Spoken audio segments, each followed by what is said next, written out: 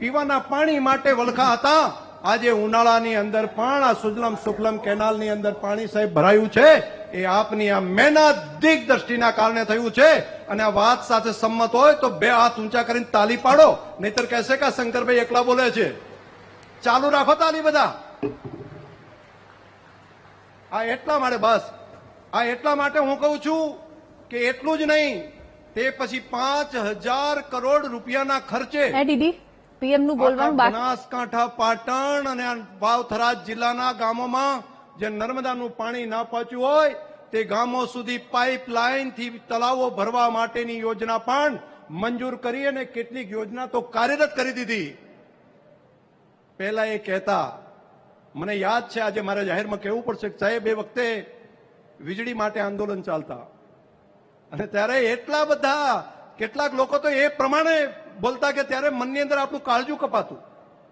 ત્યારે સાહેબ કહેતા, એક પણ શબ્દ બોલ્યા વગર કહેતા, ભાઈઓ વીજળીના તાર છોડો, પાણી પકડો, પાણી ડ્રીપ અને સ્પ્રિંકલર પકડો, ડ્રીપ અને સ્પ્રિંકલર લ્યો તો વીજળી અને બધું મળશે. બાકી જ્યાં સુધી પાણી જો ધરતીના પેટાળમાં નહીં હોય તો ખેતી કઈ રીતે કરશો?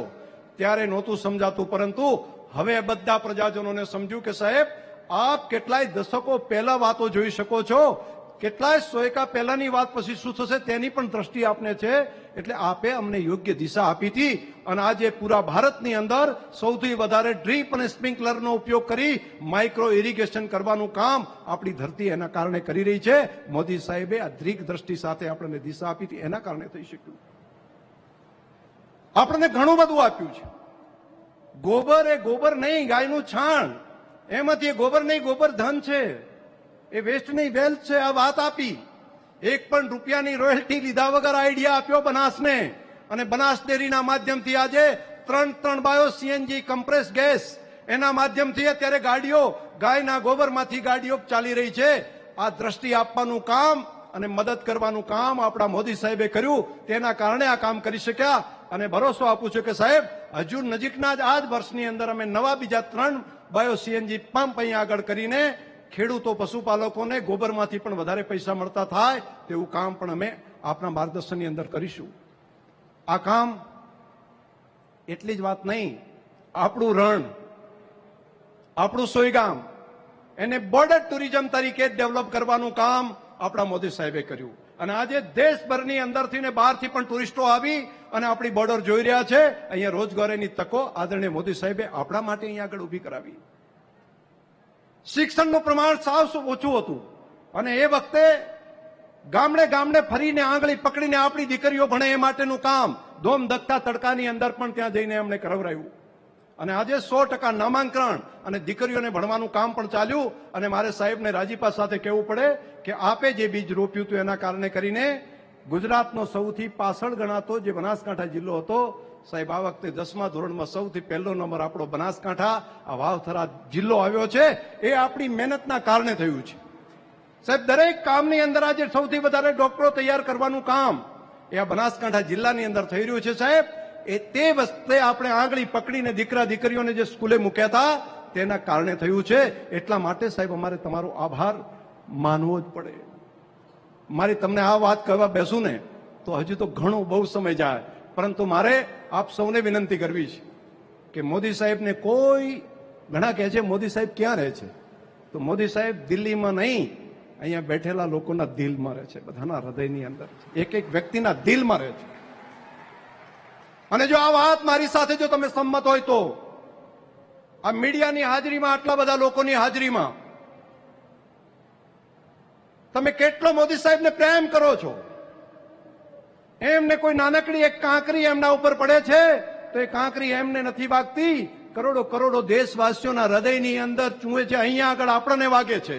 એ ભાવ જો તમને લાગતો હોય કે આપણા મોદી સાહેબ એક તપસ્વી તરીકે, એક તપસ્વીની જેમ રાત દિવસ પ્રજા કલ્યાણનું કામ, મારો દેશ આગળ વધે, મારા દેશના ગરીબ લોકો માટે હું સેવા કરું, ખેડૂતો માટે સેવા કરું, ગામડા માટે સેવા કરું, એ સંકલ્પ સાથે જો કામ કરતા હોય તો મારી તમને પ્રાર્થના છે, અહીંયા બેઠેલા ત્યાં બેઠા બધાને એક વખત પોતાના સ્થાન ઉપર ઉભા થઈને 2 હાથ ઊંચા કરીને તાળી પાડો. બધા જો તમે પ્રેમ કરતા હોય તો માતાઓ બહેનો સહિત પોતાના સ્થાન ઉપર ઉભા થઈને 2 હાથ ઊંચા કરીને ચાલુ રાખો તાળી. મીડિયાના મિત્રો પર ફેરવે કે દેશની અંદર દેશના લોકો આપણા મોદી સાહેબ માટે કેટલો પ્રેમ કરે છે, હજુ ચાલુ રાખો સાહેબ. આ પ્રેમ અને લાગણી, આ આપણા પ્રત્યેનો પ્રેમ ને લાગણી આ સરહદી વિસ્તારને નહીં, પૂરા દેશના લોકોને છે. આપનો ખૂબ ખૂબ આભાર. આપણે આપણા મોદી સાહેબને ફરી સાંભળવા છે, એટલે આપણે પોતાના સ્થાન ઉપર જ શાંતિથી બેસી જઈએ, પોતાના સ્થાન ઉપર ફરી પાછા બેસી જઈએ. સાહેબ આપને સાંભળવા માટે કેટલા આતુર છે, નહીતર ચાલુ સભામાં ઉભા થાય ને તો બીજી સભા બીજી વખત ના ચાલુ થાય. પરંતુ સાહેબ આ આપના પ્રત્યેનો પ્રેમ છે. પુનઃ મોદી સાહેબને આપ સૌ વતી આવકારું છું. આપ સૌનો હૃદયથી ખૂબ ખૂબ આભાર. માનનીય અધ્યક્ષશ્રી, આપનું પણ ઉત્સાહસભર સંબોધન માટે અમે આભાર વ્યક્ત કરીએ છીએ. જેમના કુશળ માર્ગદર્શન હેઠળ ગુજરાતની વિકાસ યાત્રા અવિરત અને અવિરામ આગળ વધી રહી છે, જેમના મૃદુ સ્વભાવ અને મક્કમ નિર્ણયોએ સુશાસનને નવી વ્યાખ્યા આપી છે, એવા ગુજરાતના લોકપ્રિય મુખ્યમંત્રી માનનીય શ્રી ભૂપેન્દ્રભાઈ પટેલ સાહેબને આદરપૂર્વક તાળીઓના નાદ સાથે આવકારીએ તેઓના સંબોધન માટે.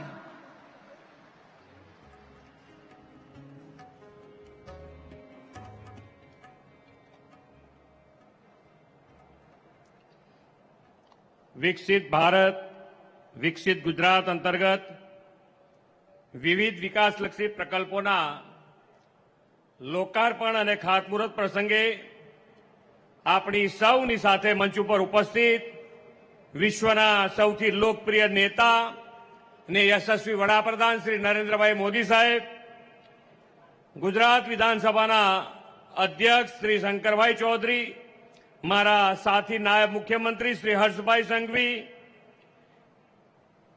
ગુજરાત પ્રદેશ ભારતીય જનતા પાર્ટીના અધ્યક્ષ શ્રી જગદીશભાઈ વિશ્વકર્મા, મારા સાથી મંત્રી સર્વે શ્રી કાનુભાઈ દેસાઈ, શ્રી ઋષિકેશભાઈ પટેલ, શ્રી કુંવરજીભાઈ બાવળિયા, શ્રી નરેશભાઈ પટેલ, શ્રી ઈશ્વરસિંહ પટેલ, શ્રીમતી દર્શનાબેન વાઘેલા, શ્રી સ્વરૂપજી ઠાકોર, શ્રી પ્રવીણભાઈ માળી, ડોક્ટર જયરામભાઈ ગામિત, સંજયસિંહ મહિડા, પીસી બરંડા, મારા સાથી ધારાસભ્ય શ્રી કેસાજી ચૌહાણ, ઉપસ્થિત સૌ પદાધિકારીગણ, આમંત્રિત વિશાળ સંખ્યામાં ઉપસ્થિત સૌ ભાઈઓ બહેનો, પ્રેસ મીડિયાના મિત્રો, સૌને મારા નમસ્કાર. સરકારના વડા તરીકે સૌથી વધુ દિવસ પ્રજાની અવિરત સેવાનો ઐતિહાસિક રેકોર્ડ સ્થાપનાર વિશ્વ નેતા અને યશસ્વી વડાપ્રધાન શ્રી મોદી સાહેબને સમગ્ર ગુજરાતની જનતા વતી ખૂબ ખૂબ અભિનંદન પાઠવું છું. વિકાસની રાજનીતિના આ પ્રણેતાના નેતૃત્વ પર સમગ્ર દેશને ગૌરવ છે.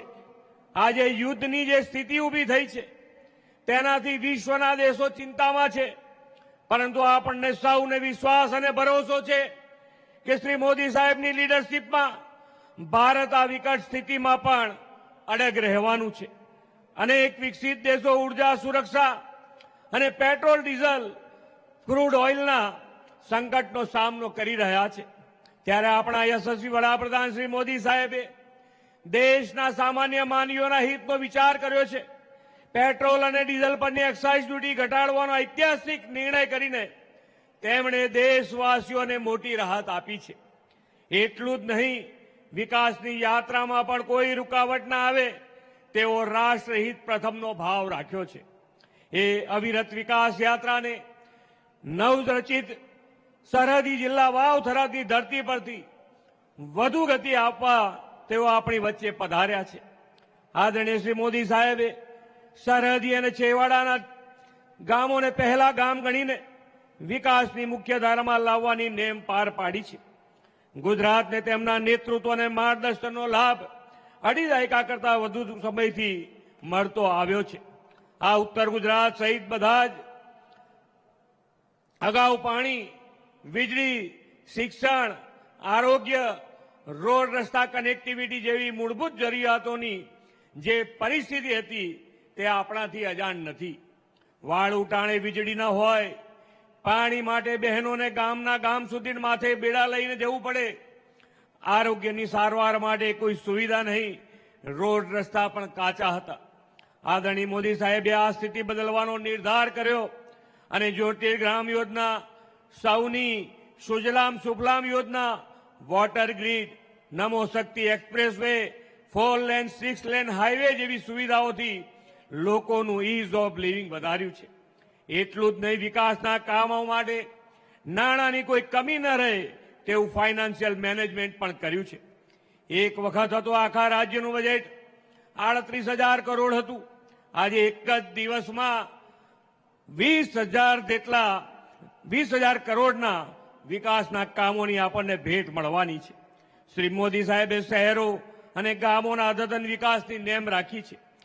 વિકાસલક્ષી વિઝન હોય, સમયથી 2 કદમ આગળની સોચ હોય તો કેવા ગુણાત્મક પરિવર્તન લાવી શકાય તે શ્રી મોદી સાહેબે દેશ અને દુનિયાને બતાવ્યું છે. ઇન્ફ્રાસ્ટ્રક્ચર, રોડ અને રેલ કનેક્ટિવિટી, અર્બન મોબિલિટી, નવા બ્રિજ નિર્માણ, એક્સપ્રેસવે, અંતરિયાળ ગામોના તળાવોમાં પાઇપલાઇનથી પાણી પહોંચાડવા, આદિજાતિ બાળકો માટે શહેરોમાં હોસ્ટેલ, ઉપરાંત જીઆઈડીસી, વસાહત અને વિકાસ બી, વિરાસત બીના ધ્યેય સાથે ટુરિઝમ ડેવલપમેન્ટના કામો એક જ દિવસમાં 34 કામોના ખાતમુહૂર્ત અને 38 કામોના લોકાર્પણ આદરણીય વડાપ્રધાનશ્રીના હસ્તે થવાના છે. આદરણીય શ્રી મોદી સાહેબ હંમેશા કહે છે, ગતિ એક અને મતિ એક, પ્રગતિનો પંથ પણ એક. તેમણે આવી જ ગતિ અને પ્રગતિથી વિકસિત ભારત 2047 માટેનો સંકલ્પ પાર પાડવાનું આહવાન કર્યું છે. ગુજરાત તેમના દરેક સંકલ્પને પાર પાડવામાં હંમેશા અગ્રેસર રહેતું આવ્યું છે. તેમણે આપેલી વિકાસ કામોની આ અવિરત વણઝાર વિકસિત ભારત માટે, વિકસિત ગુજરાતના નિર્માણને નવું બળ આપશે એવા વિશ્વાસ સાથે વિરમું છું. ભારત માતા કી જય, વંદે માતરમ, જય જય ગરવી ગુજરાત.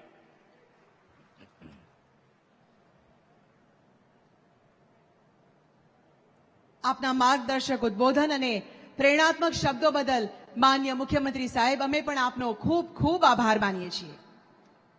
મિત્રો, જ્યારે દ્રઢ ઈચ્છા શક્તિ અને આધુનિક વિઝન એક સાથે મળે છે ત્યારે નકશા પર દોરેલી લીટીઓ વાસ્તવિક માર્ગ બની જાય છે અને સપનાઓ સિદ્ધિમાં પરિવર્તિત થાય છે. આજે બનાસની આ ધરા પર આપણે એક એવા જ ભવ્ય પરિવર્તનના સાક્ષી બનવા જઈ રહ્યા છે. આજે એક સાથે 19,800 કરોડથી વધુના ખર્ચે વિકાસની નવી ઊંચાઈઓ સર થવા જઈ રહી છે.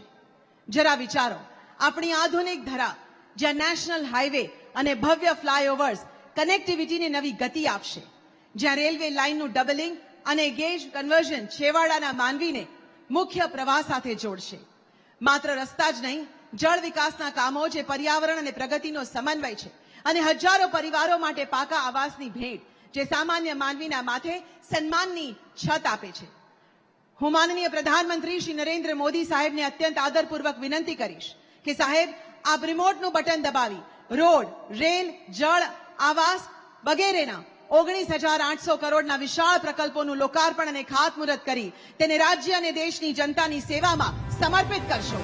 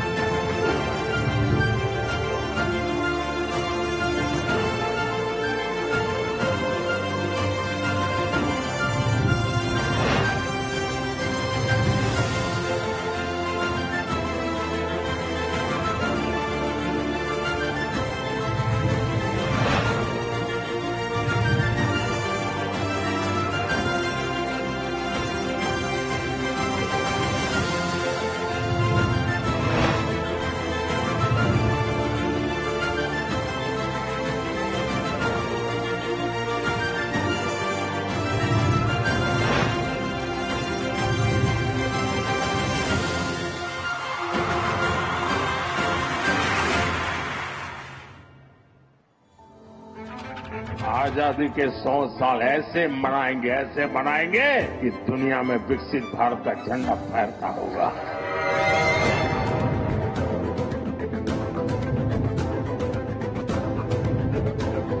ये हुंकार है उस विजन की जिसने असंभव को संभव कर दिखाया।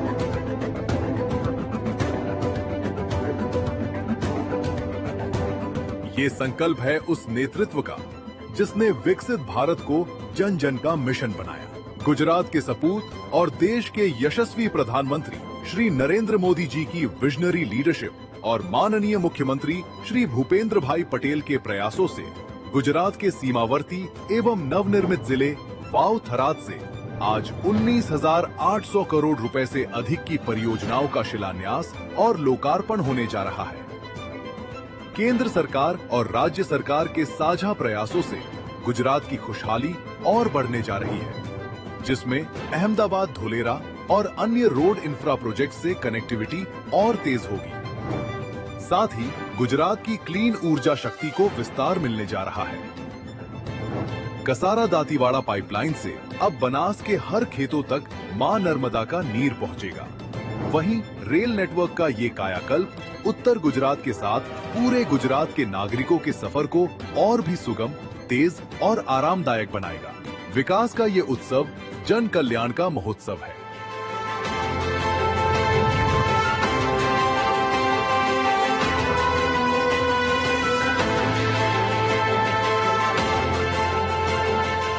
प्रधानमंत्री आवास योजना के तहत करीब 38,949 गरीब परिवारों को अपने सपनों का घर मिलने जा रहा है।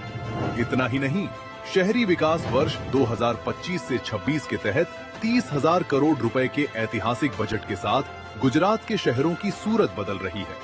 और आज प्रधानमंत्री जी के हाथों हमारे शहरों को मिलने जा रहे शहरी विकास के वाटर, स्पोर्ट्स और इंफ्रा के अनेक प्रोजेक्ट्स हर गुजराती के जीवन में ईज ऑफ लिविंग का नया सवेरा लाएंगे। देश अमृतकाळमांथी पसार થઈ રહ્યો છે। આ અમૃતકાળ દેશના વિકાસ માટેનો સુવર્ણકાળ છે અને નાગરિકો માટે કર્તવ્યકાળ છે। આ કર્તવ્યકાળમાં આપણે વિકસિત ભારત 2047 માટે વિકસિત ગુજરાતનું નિર્માણ કરવું છે।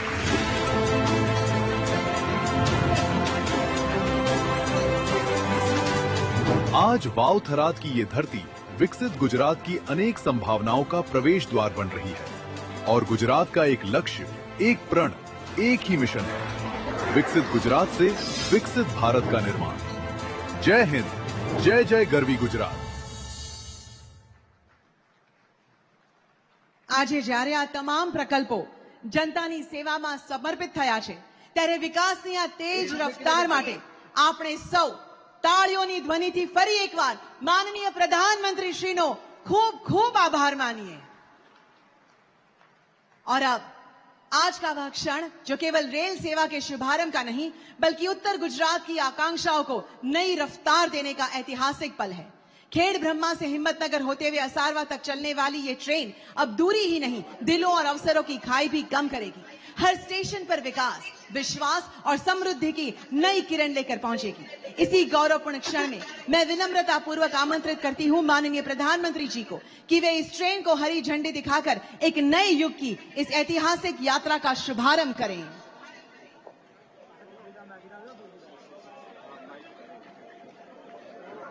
ये पटरियां दौड़ती हुई वो शक्ति है जो गांव और शहर को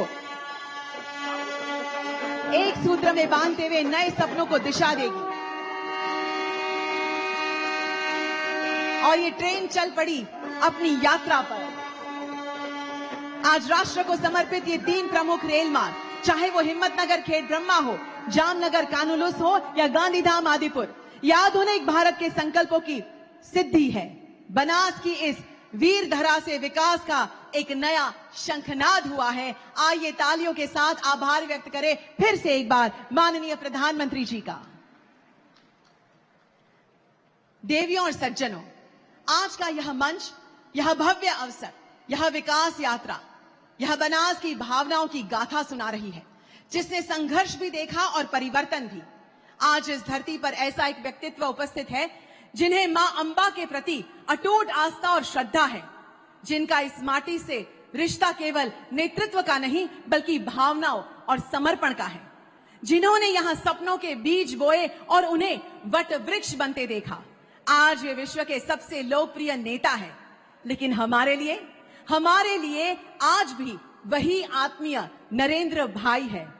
ऐसे हमारे प्रेरणा स्रोत माननीय प्रधानमंत्री श्री नरेंद्र मोदी जी ने, आइए आदर पूर्वक निवेदन करते हैं अपनी अमृत वाणी से हम सभी को मार्गदर्शन देने के लिए। जोरदार तालियों के साथ स्वागत कीजिए माननीय प्रधानमंत्री श्री नरेंद्र मोदी जी का।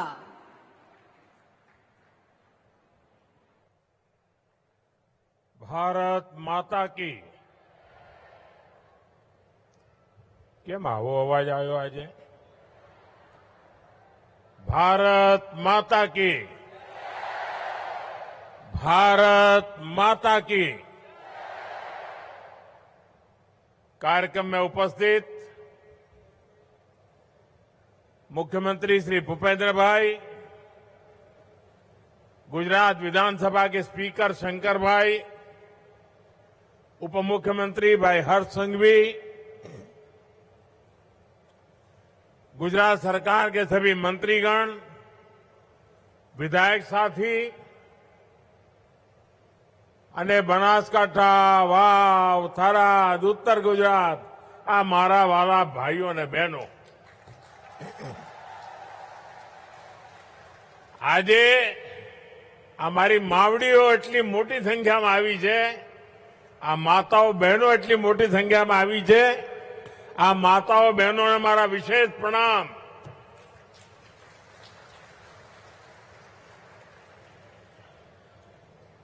अभी कुछ ही दिन पहले पावन नवरात्रि का पर्व पूर्ण हुआ है।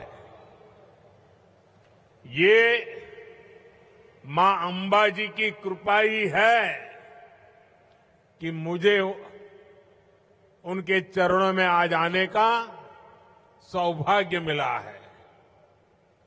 उनकी कृपा से आज आप सबके, मेरे अपने परिवारजनों के, आप सबके दर्शन करने का मुझे आज लाभ मिला है। मैं मां अंबा जी के चरणों में प्रणाम करता हूं। हमारे वराह स्वरूप भगवान श्री धरणीधर जी અને આપણા મૂછાળો શામળો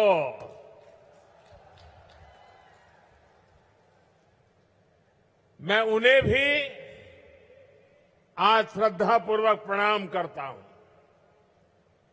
ये भी एक सुखद संयोग है कि आज भगवान महावीर जयंती भी हम मना रहे हैं।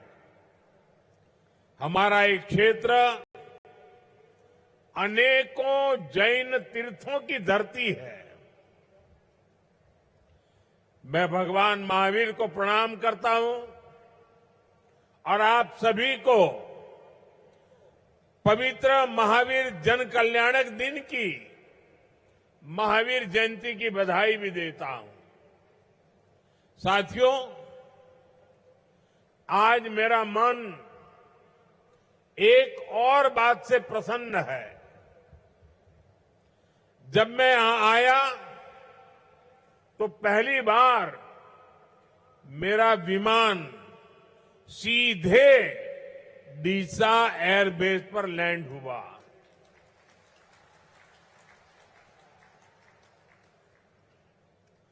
डीसा का यह एयरबेस अंतर्राष्ट्रीय सीमा से केवल 130 किलोमीटर की दूरी पर है। आप समझ सकते हैं कि ये देश की सुरक्षा के लिए भी कितना अहम है। लेकिन साथियों, डीसा एयरपोर्ट के इस प्रोजेक्ट का उसका विचार आज से प्रारंभ नहीं हुआ। जब मैं यहां मुख्यमंत्री था तब से हमने जमीन एक्वायर की, मेरे किसान भाई बहनों ने जमीन दी और हम चाहते थे कि राष्ट्रीय सुरक्षा के लिए, भारत की पश्चिम सीमा की सुरक्षा के लिए ये डीसा अत्यंत महत्वपूर्ण स्थान है। यहां एयरबेस होना बहुत जरूरी है, लेकिन पता नहीं उस समय दिल्ली में जो लोग राज करते थे उनको गुजरात के प्रति पता नहीं क्या नफरत थी। राष्ट्र की सुरक्षा का ये प्रोजेक्ट भी सालों तक फाइलों में दबा रहा। आपने जब मुझे दिल्ली भेजा तो मैंने उन फाइलों को बाहर निकाला।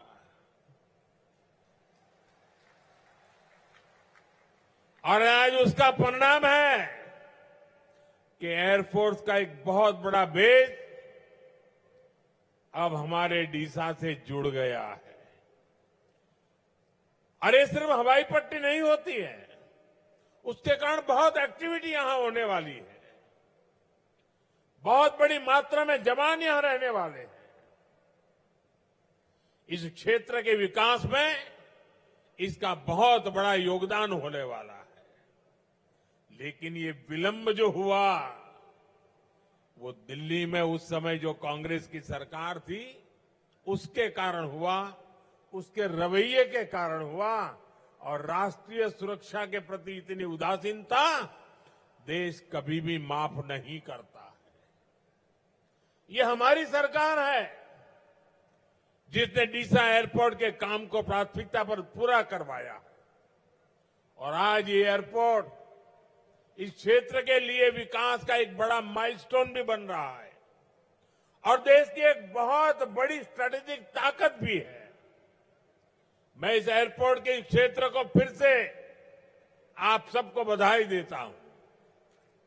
साथियों, वाव, थराद, बनासकांठा का एक क्षेत्र आप सब जानते हैं यहां से मेरा कितना लगाव रहा है। અહીંના કોઈ ગામડું એવું નહીં હોય કે જેની જોડે મારી યાદો ન હોય। આજે હું આવ્યો તો ઘણા બધા જૂના જૂના લોકોના ચહેરા જોવાનો મને અવસર મળ્યો અને રોડ શો પણ એટલો ભવ્ય કર્યો કે એના કારણે મને એક લાભ થયો। ખૂબ મોટી સંખ્યામાં જૂના લોકોને જાણે દૂરથી પણ મળવાનો મને મોકો મળી ગયો। અને જ્યારે હું સંગઠનનું કામ કરતો હતો ત્યારે તો હું ખૂબ અહીંયા ફર્યો છું, સ્કૂટર પર આંટા મારતો, આપ સૌને મળવાનો મોકો મળતો। અને આપણા ઉત્તર ગુજરાતમાં આવીએ એટલે માતાઓ બહેનો સરસ મજાના રોટલા ટીપીને ખવડાવે। બાજરીના રોટલા, ઘી, ગોળ, લસણની ચટણી, માખણ તાજું। आप सबनो ये स्नेह, आपने अपार प्रेम वो क्यारे भूली नहीं सको। અને જેટલો સ્નેહ આપ સૌએ મને આપ્યો છે, પરિવારના એક દીકરાની જેમ જેમ મોટો કર્યો છે મને, અને એટલે જ્યાં છું ત્યાંથી આપના સ્નેહને વિકાસ કરીને વ્યાજ સહિત ચૂકવવાની મહેનત કરું છું। આ સંગઠનના અનેક જૂના જૂના કાર્યકર્તાઓ છે જેમણે દિવસ રાત એમની સાથે મને કામ કરવાનો અવસર મળ્યો છે।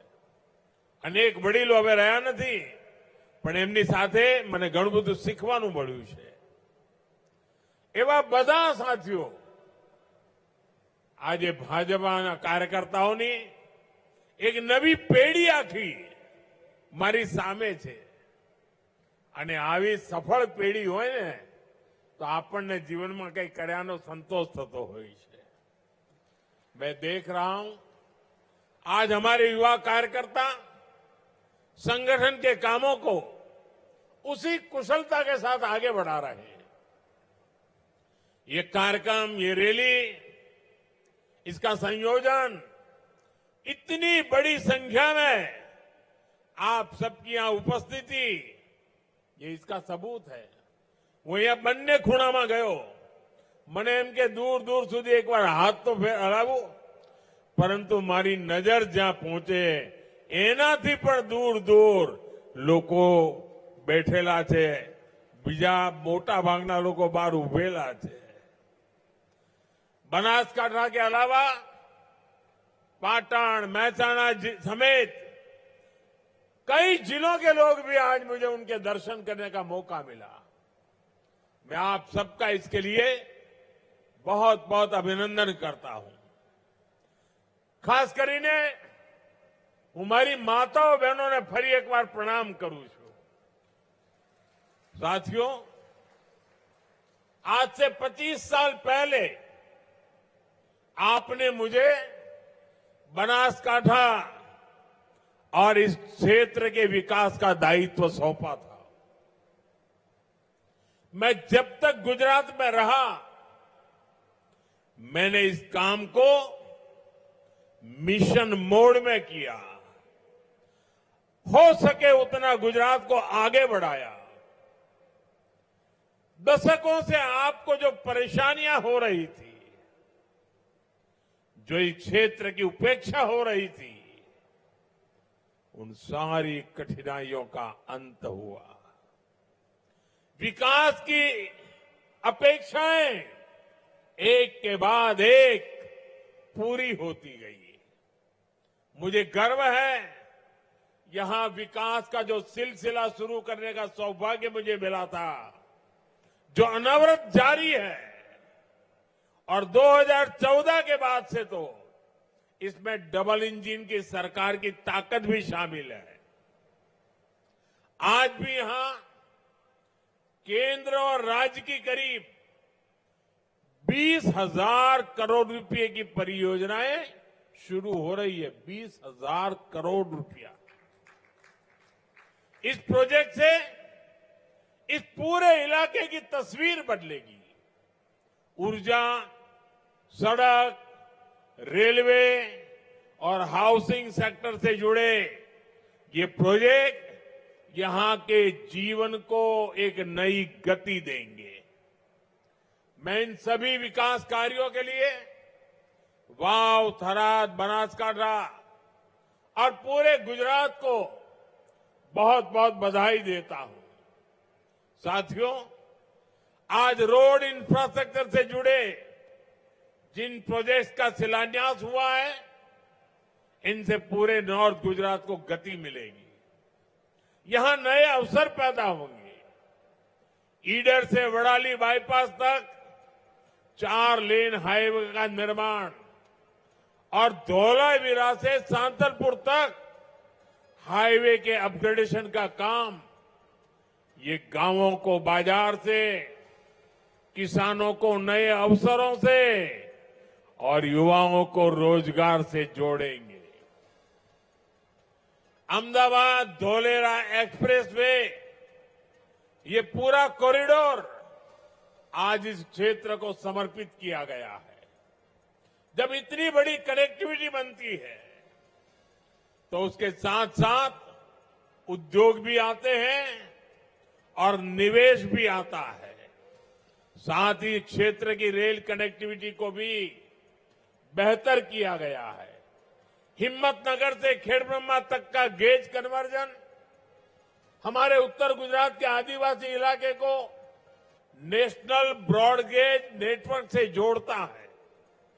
आज से खेड़ब्रह्मा, हिम्मतनगर और असारवा को जोड़ने वाली नई ट्रेन सेवा भी शुरू हो गई है। भाइयों और बहनों, बेहतर रोड और हाईवे, रेलवे के प्रोजेक्ट, ये सब गुजरात के चहुमुखी विकास के प्लान का हिस्सा है। इस प्लान को पूरा करने के लिए हमारा पूरा फोकस यहां की ऊर्जा जरूरतों पर भी है, क्योंकि नए उद्योग, नया निवेश, नए अवसर ये तभी आते हैं जब बिजली होती है। इसलिए आज खावड़ा रिन्यूएबल एनर्जी पार्क से जुड़े ट्रांसमिशन प्रोजेक्ट्स इतने महत्वपूर्ण है। यहां से 4.5 गीगावाट बिजली पैदा होगी। ये बिजली नए कारखानों के भी काम आएगी, आपके घरों तक भी पहुंचेगी और किसानों के खेत तक भी फायदा पहुंचाएगी। साथियों, आज सोलर पावर में गुजरात का परचम पूरी बुलंदी से लहरा रहा है। आज रिन्यूएबल एनर्जी में गुजरात इसलिए इतना आगे है क्योंकि गुजरात ने इसकी शुरुआत तब की थी जब भारत में इस और बहुत ध्यान ही नहीं था। साल 2010 में, यानी आज से 15-16 साल पहले, मैंने मुख्यमंत्री रहते हुए चारणका में राधनपुर के पास देश का पहला सोलर पार्क का काम शुरू करवाया था। जो 15-16 साल के बच्चे हैं उनका तो जन्म भी नहीं हुआ होगा। ये अपने में एक मल्टी टेक्नोलॉजी पार्क है जिसने सोलर एनर्जी का मूवमेंट शुरू किया। आज गुजरात में जिस प्रकार सोलर एनर्जी का काम होता है, सूर्य शक्ति से बिजली पैदा करने का काम हो रहा है, जैसे आज ही खावड़ा रिन्यूएबल एनर्जी पार्क से जुड़ी परियोजनाएं शुरू हुई है, वो दिन दूर नहीं जब गुजरात रिन्यूएबल एनर्जी में दुनिया का बहुत बड़ा केंद्र बनकर के उभरेगा। साथियों, आज जब दुनिया में भारत के विकास की बात होती है, आज जब भारत की ग्रोथ स्टोरी की बात होती है, तो गुजरात मॉडल की सराहना हो जाती है। और गुजरात ने दिखाया है विकास के लिए जितनी जरूरी इंफ्रास्ट्रक्चर की परियोजनाएं हैं, उतनी ही जरूरी जन कल्याण की योजनाएं भी है। यानी सड़कें, हाईवेज, रेलवेज का विकास तो होना ही चाहिए, गांव, गरीब और सामान्य मानवी के जीवन स्तर भी सुधरना चाहिए। प्रधानमंत्री आवास योजना के जरिए आज हमसे अपनी आंखों के सामने देख रहे हैं। आज यहां आप विचार करो, 40,000 कुटुंबों ने, गुजरात में 40,000 कुटुंबों ने प्रधानमंत्री आवास योजना निमित्ते पाका घर મળ્યા। પાકા ઘર હજારો કુટુંબોને પાકા ઘરની સુવિધા એમના માટે એક સુરક્ષા હોય છે, જિંદગીની પહેચાન હોય છે અને નવા સપના સાચવાનો એક માળો તૈયાર થતો હોય છે। અને આનાથી જીવનમાં કેટલા મોટા મોટા બદલાવ આવતા હોય છે। એ જ્યારે આ પીએમ આવાસમાં જેને પાકું ઘર મળ્યું છે ને, જેને જિંદગીમાં આજ સુધી ઘર નહોતું, ફૂટપાથ પર જેને જિંદગી ગુજારી હતી, ઝૂંપડપટ્ટીમાં જિંદગી ગુજરાતી હતી, કાચી માટીના મકાનો બનાવીને જીવન ગુજાર્યા હતા, એમને જ્યારે આ પાકા ઘર મળ્યા હોય ને, તો આશીર્વાદ મળે કે ના મળે? આશીર્વાદ મળે કે ના મળે? આશીર્વાદ મળે કે ના મળે? પુણ્ય મળે કે ના મળે? આ પુણ્ય કોના નસીબમાં જાય? આ પુણ્ય કોના નસીબમાં જાય? કોના નસીબમાં જાય? આજે 40,000 કરોડ લોકોને ઘર મળ્યા છે ને, એમના આશીર્વાદ, એના પુણ્યના અધિકારી તમે બધા છો, દેશના નાગરિકો છો। કારણ તમારા એક વોટની તાકાત જેણે મને આ સેવા કરવાનો અવસર આપ્યો અને અહીંયા 40,000 લોકોના પોતાના પાકા ઘર બની ગયા, આ પુણ્યના સાચા હકદાર તમે છો। હું તો નિમિત્ત છું। मैं पीएम आवास के सभी लाभार्थी भाई बहनों को आज इसके लिए बहुत बहुत बधाई देता हूं। साथियों, आज आपके बीच आया हूं तो यहां का दशकों पुराना हाल भी याद आ रहा है। वो दिन कोई नहीं भूल सकता जब उत्तर गुजरात का नाम आते ही लोगों के मन में एक अलग ही तस्वीर बनती थी।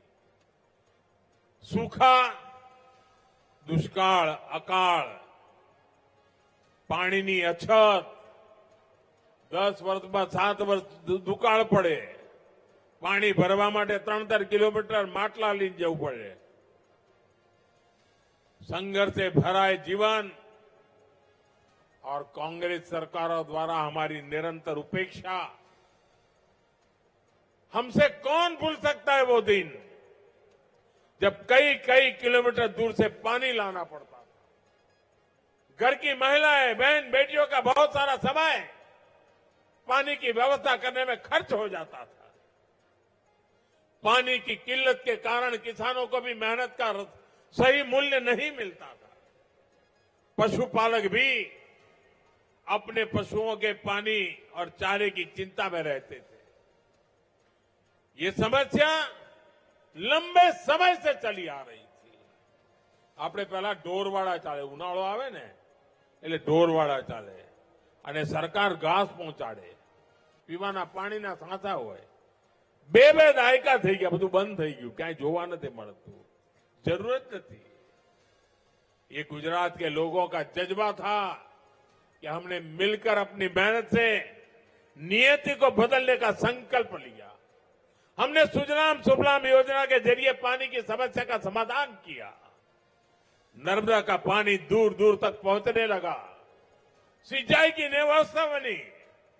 साथियों, आज यहां का किसान एक फसल पर निर्भर नहीं है, वो अपने हिसाब से खेती की योजना बना रहा है। बनासकांठा का नाम आज जिस तरह आलू उत्पादन में उभरा है, वो अपने आप में एक मिसाल है। इसी तरह भाइयों बहनों, आज हम विकास के जिन कामों को आगे बढ़ा रहे हैं, उनका लाभ पूरे उत्तर गुजरात को होगा। वाव, थराद, बनासकांठा, पाटन और महसाणा, हर जिले के लिए नए अवसर पैदा होंगे, बेहतर जीवन के रास्ते खुलेंगे। साथियों, गुजरात की सबसे बड़ी ताकत है, इसने लगातार 25 वर्ष से विकास के महाअभियान को रुकने नहीं दिया है। गुजरात ने नए कीर्तिमान बढ़ाए, अपने कीर्तिमानों को खुद ही तोड़ा, फिर नए कीर्तिमान बनाए, फिर कीर्तिमान को तोड़ा, फिर कीर्तिमान नए बनाए। अभी गुजरात के इंफ्रास्ट्रक्चर प्रोजेक्ट का जिक्र हुआ। इसी तरह हमने पूरे गुजरात में गांव गांव को अच्छी सड़कों से जोड़ा, हाई स्पीड हाईवेज बनाए, वंदे भारत जैसी हाई स्पीड ट्रेनों की सुविधा भी गुजरात को मिल रही है। भाइयों बहनों, 2005 में मैंने विकास को गुजरात के कोने तक पहुंचाने के लिए शहरी विकास वर्ष की शुरुआत की थी। तब इसका बजट करीब 650 करोड़ रुपये था, लेकिन विकास का पहिया इतनी तेजी से घुमा कि आज ये बजट 33,000 करोड़ रुपए से ज्यादा हो गया है। इसी दिशा में 9 नई महानगर पालिकाओं के लिए 2,300 करोड़ रुपए के करीब 300 प्रस्ताव स्वीकृति के लिए आए हैं।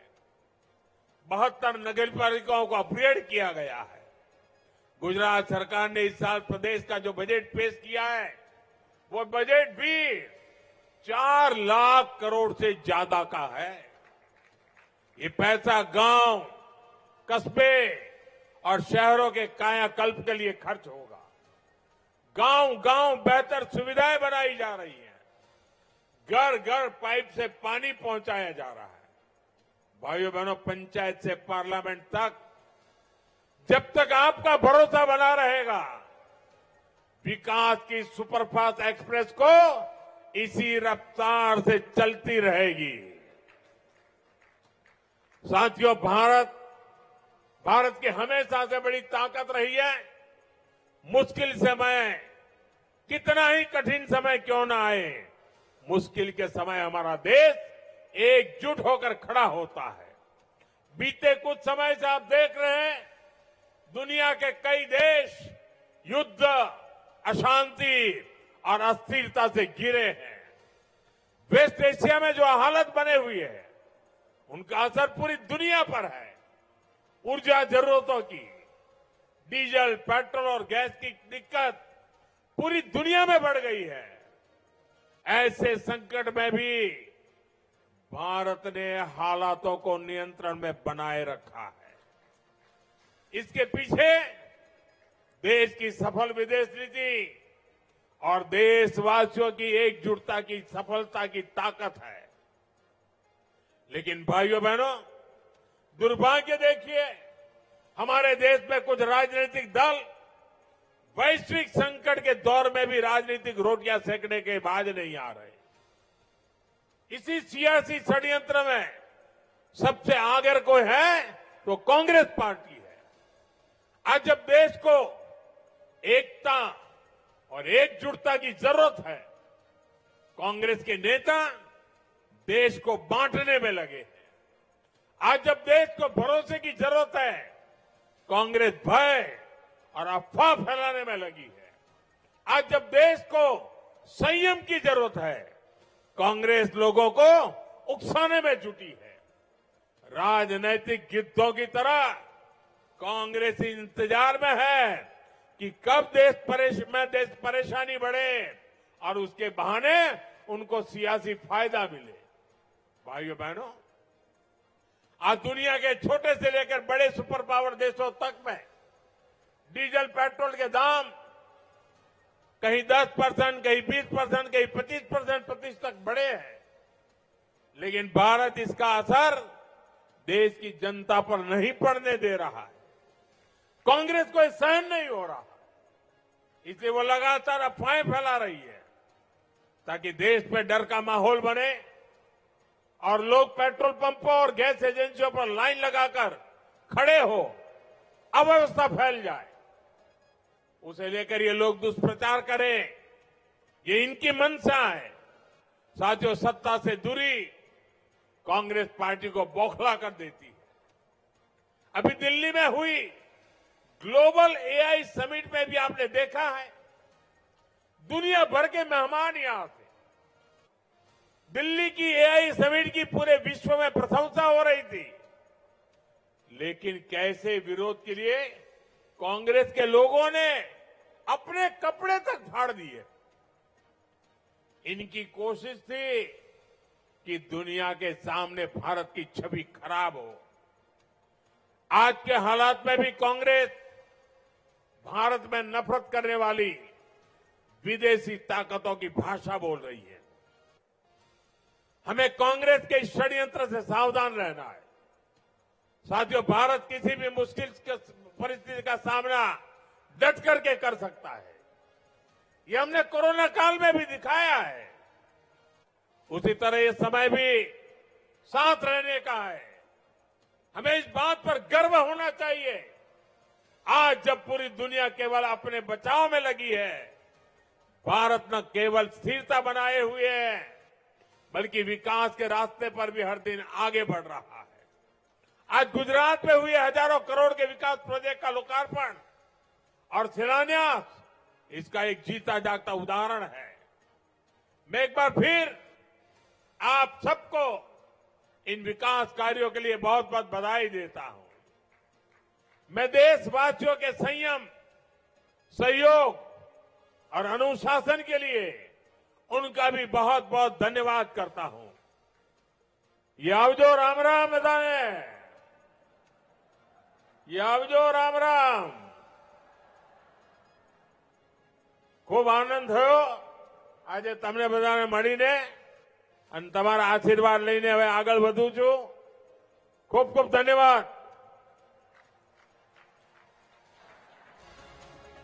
બનાસવાસીઓ, ફરી એકવાર તાળીઓના નાદ સાથે આભાર વ્યક્ત કરીએ માનનીય પ્રધાનમંત્રી શ્રી નરેન્દ્ર મોદી।